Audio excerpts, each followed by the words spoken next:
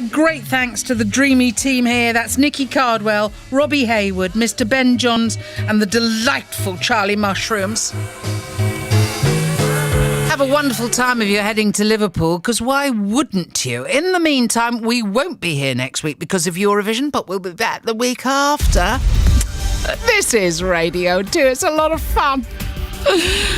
Bye. BBC News at 8 o'clock. This is Nikki Cardwell.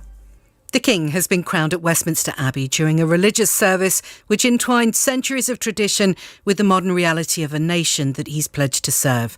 After the coronation, while still wearing their crowns, King Charles and Queen Camilla were taken in the gold state coach to Buckingham Palace and were honoured by a mile-long military parade.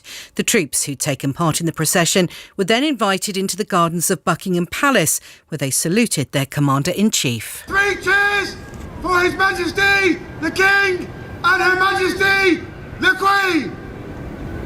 Hip hip! Hip hip! Thousands of people, undaunted by the rain, cheered as the King and Queen waved from the palace balcony, along with other working members of the royal family. Prince Harry was not there. The Duke of Sussex arrived at the coronation alone and is thought to have gone to Heathrow Airport immediately after the service.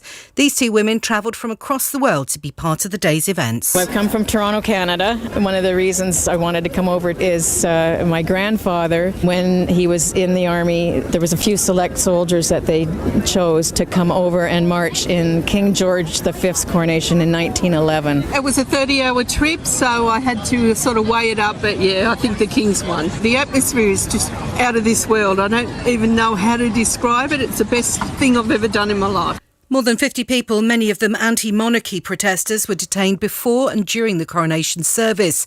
The arrests have been described as incredibly alarming by the campaign group Human Rights Watch.